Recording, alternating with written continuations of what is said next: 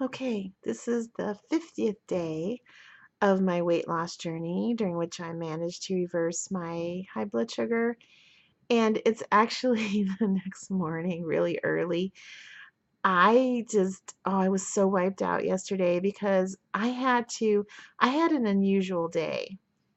And some of the rest of you are going to come up with days like this, where it's just really stressful and really busy, and it was such a challenge to stay on my plan usually. I mean, really, really difficult, but I did. It took some careful planning and some real motivation because, as I've shared in other videos, besides my own health problems, my shoulder is like so much better. It's like really better. I was able to drive yesterday, the driving that I did, and, you know, I know that it's so easy to make excuses like, "Oh, my life's really hectic. I don't see how I would the time to cook anything." Well, that's why I'm doing these videos, because I don't think there's too many people whose life is as hectic as mine. I have two disabled people I take care of full time by myself, really, because I really don't have any family nearby. Um, so I have a disabled daughter. She has autism. She has Asperger's. She's highly functional in some senses, that that's my cat. She dresses herself and showers, whatever, but I have to do all the driving and I have to help her a lot because she has social skill issues and she suffers from depression because of the Asperger's, I think. So she doesn't really do anything around the house. I have to really push her to do anything, and it just is easier to do it myself because I could spend like half an hour begging her to do her chores, or I could do them. She did a lot when I was sick, though. I'm not trying to throw her under the bus. When it's like really urgent and really an emergency stressful situation, like with my surgery, she came through for me 100%.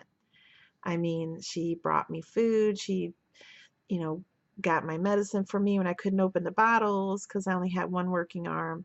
So in emergency situations, she could be counted on, but for day-to-day normal life, like, I gotta do it all. There's not too many people that have as much responsibility as I have and whose time is eaten up as much as mine. I'm sure there's people out there whose situation is worse, but again, that's the purpose of these videos, because where there's a will, there's a way. I'm a real big believer in that. And that yesterday was an example of that. Okay, so yesterday I had to take my daughter to two different doctor's appointments, and I had one in the same day.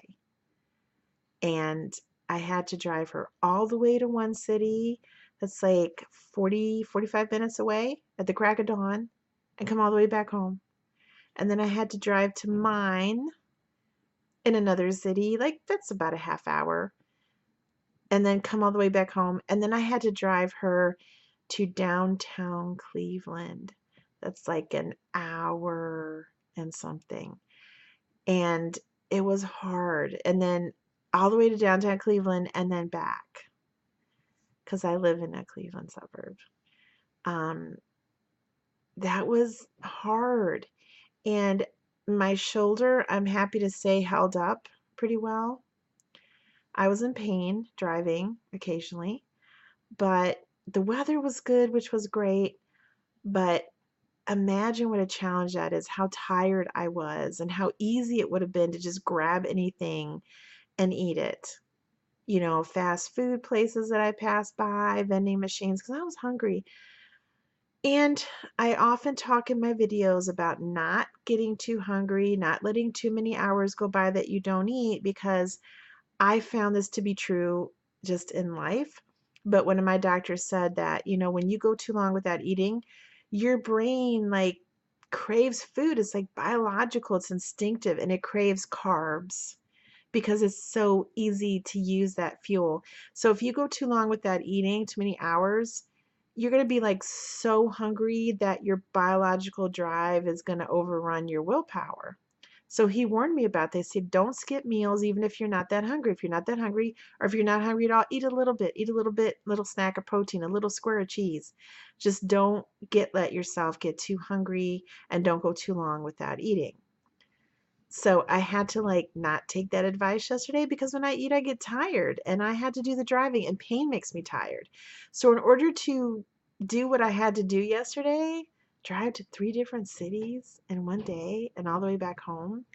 And I had to come back home because, my arm hurts. I can't just hang around in a building without being able to sit comfortably for like 4 hours. That's just not going to work. And I came home between my appointment and my daughter's appointment because it was easier driving wise, because it's in a different city. So it just made it easier for me because I don't have good directions. So what I did was I just skipped breakfast because I had to go at the crack of dawn. And so I took her to that appointment and she ate breakfast. I had to sit and watch her eat and smell her delicious food. And then we went to that one and then we came home and I kind of was hungry and I decided that I needed to eat something just to have some good sense. So let me get what I ate. Oh, my arm is kind of sore from yesterday. All that driving. So this is what I ate. And it was actually pretty healthy. I wanted to eat really late because I was going to do all that driving. So all I had was a bag of almonds. It's hard to even see if it focuses because of the glare. I think, okay. So I had it's from Trader Joe's. It's pre-packaged in individual packages and it's raw almonds. And it's funny how your tastes change. I used to not like them. I have this left over from months ago because I was thinking, I read an article about how raw nuts are so much better for you. And I thought, oh, well, I'll get some raw almonds. But they're hard to eat, because they're really chewy and it's just hard to eat. So I didn't really like them. So they've been sitting around my cabinet. But now I like them. That's what made it not palatable before is what makes it palatable now because when I was eating carbs and gluten and sugar, it just seemed like too much work, too much chewing. And now it's like good because I'm like, I feel like I'm really eating something for not that many calories and it's healthy and not that many carbs. So I had that bag, which took a while to eat. I mean, I have to look how much fiber it has, but it's really substantial. You have to chew them because they're raw. Um, I had that for breakfast and a glass of water. And I was okay after that because it has protein and a little bit of fiber, not too much, but it had a little bit, and that kind of kept me going. And then I went to my appointment and I got some great news. I'm like so excited. I'll see if it could focus. Okay, I had an appointment with my endocrinologist, and I have officially, according to the Cleveland Clinic, according to blood work, reversed my prediabetes. I'm like so excited. That is like such great news. That is after 10 years. I have struggled with this for 10 years, a whole decade.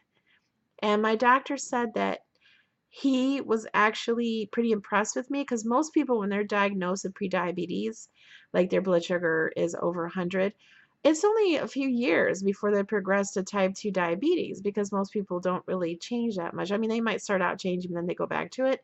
So he said, congratulations, because of your consistent efforts, you didn't go to full blown diabetes in those 10 years, but you also didn't make any progress until now. What did you do? I mean, he was really interested in what I do. And I told him, I said, basically, all I did was go sugar and gluten free. I still eat carbs. I still eat sponge. I still eat like diet, foods, which I'm trying to cut down on. And he liked the weight loss because my weight loss is really stubborn. This is the strictest doctor that I have, the endocrinologist. If any of you have an endocrinologist, you know that they can be hard on you. So he said, okay, well, now that this is taken care of, you've got to, work harder in the weight loss. So he suggested that I kind of back off on my diet desserts and my peanut butter cake because it's still a lot of carbs. He still wants me to focus. I mean, he didn't say stop eating it, but he said you want to watch that because, it still has calories. So he liked the 1 pound a week weight loss, but he would like to see 2 pounds a week occasionally. because, being 95 or 93 pounds overweight is still a big risk. It's still not good. It's still a, big deal. So I don't have the paper with me because I put it away. Let me see if I could find where oh, you know what? I deleted it. I took a picture of it, but I'll show it in my video tomorrow. I'm so excited. I really am. I mean, I was so happy. I said, I saw it on my at home meter. And he said, well, those aren't always accurate. This is a blood test. This is accurate. In fact, I asked him what my A1C is because I said, how much did that come down? He said, they didn't even check it because your blood sugar is normal. When your blood sugar comes out normal, which mine was 96, it doesn't trigger an A1C because you no longer are in the diabetes, pre-diabetes, category. That surprised me because I thought, well, don't you want to see how I'm doing? He said, well, I'm not, worried about your A1C because if your fasting blood sugar is 96, in a random blood test, it just, that means that it's under control. You've reversed your prediabetes. So if you get another high blood sugar reading, it'll trigger another A1C. So I am so happy. It wasn't that hard. I have to tell you, it wasn't that hard, because um, I ate a lot of good food. I mean, the gluten-free oatmeal with cream and butter and stevia was delicious. The snack pack sugar-free pudding. I mean, I ate a bunch of really delicious, yummy foods. So it wasn't that hard. Okay, so that's what I had for breakfast and nuts. And then I went to my appointment, got that good news. And then I came home and I didn't eat anything because it's a long, hard drive to Cleveland for me with one arm. It is anyway, because it was during rush hour, sort of. There's not much of a rush hour, but there was a lot of traffic. It could have been worse, I know, but um, rush hour coming back is a lot worse. So anyway, I went there. And her appointment took a little while, and I was starting to get hungry. This is like 4 o'clock. So I had done quite a lot of walking around and quite a lot of driving and quite a lot of parking and walking, quite a lot of activity for just eating that little bag of almonds.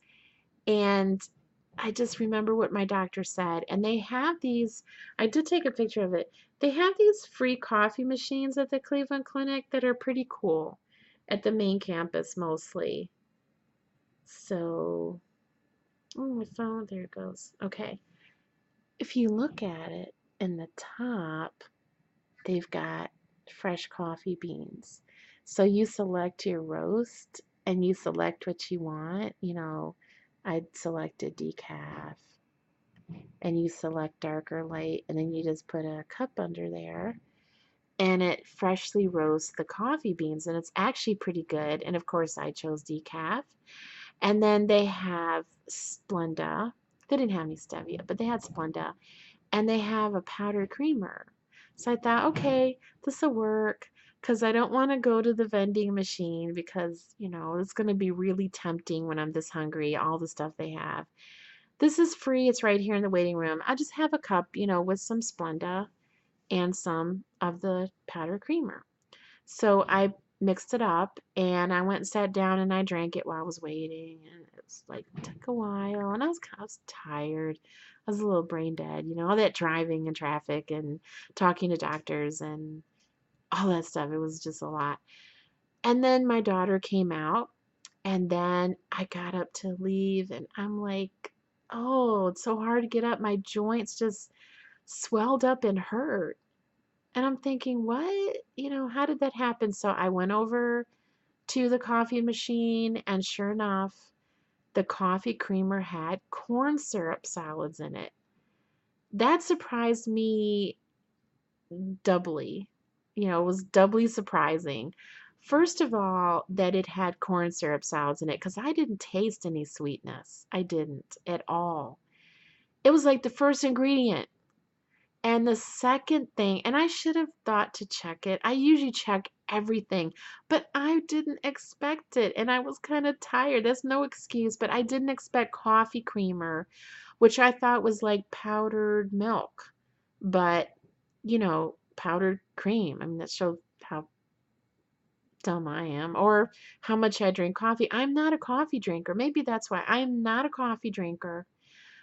I, at the most, drink tea, decaffeinated tea at home, or herbal tea. I'm just not a coffee drinker, so I'm not exposed to these powder creamers and all that stuff. So I'm not used to it. I wasn't expecting it. And I don't know a lot about that kind of stuff.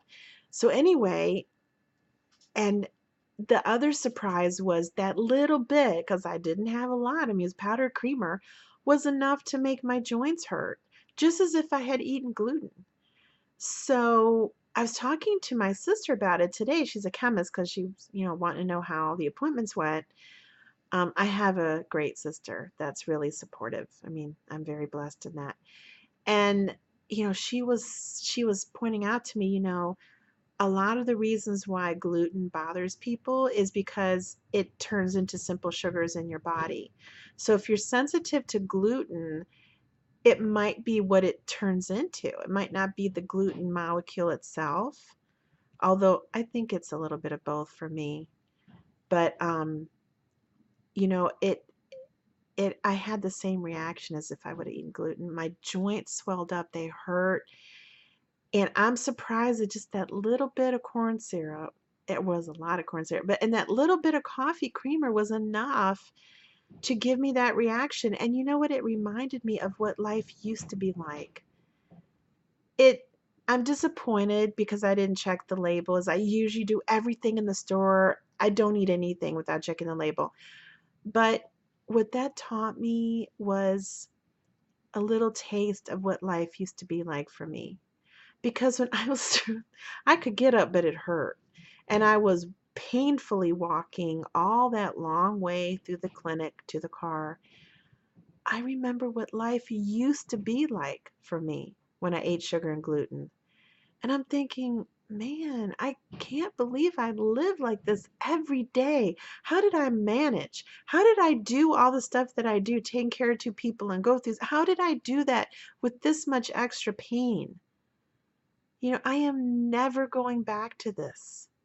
It's not worth it. There is no cake, ice cream, cookie in the world good enough to go back to that pain. So, in a way, it was a good thing. It was a little reminder of what my life used to be like, what I was giving up for sugar and carbs. I was giving up my health. I was giving up my happiness. Do you think I was that happy? Even with that great news that I got from the doctor, I was not happy walking when every joint hurt. Walking across the Cleveland Clinic and across the parking lot, every joint hurt. Is that worth giving up our health and happiness for sugar and carbs? It's such an insidious addiction. It's awful. So I talked about going out to eat, but then I was thinking maybe I'll go home to eat. But I wanted to eat because it was a long way home. And I had gone a long time without eating, and then I didn't feel well. I wanted to get some protein in my system before I got home because I was in pain. So I stopped after all at the Mexican restaurant that we usually go to that I really like. It's really good. And I got this beautiful dish, and sort of split it. We actually split it into thirds.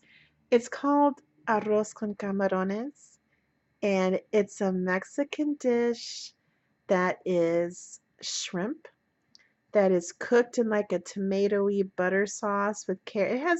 I always pick this because it's really good, but it has a lot of vegetables in it. And it has mushrooms and carrots, big chunks of carrots, and a lot of mushrooms and onions. And I think it had some peas in it. I don't really remember. I think it did. And it's served over the camarones, which is shrimp. Rice and vegetables are served over Spanish rice with a delicious sauce. And then my daughter got the side dish of refried beans because that's a huge plate of food. There's no way I could eat that.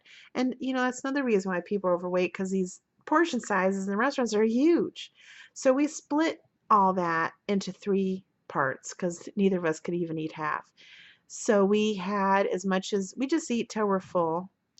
And we brought the rest home. Oh, we had corn tortillas, and that little thing is that little tortilla container to the side is corn tortillas because the flour tortillas have gluten.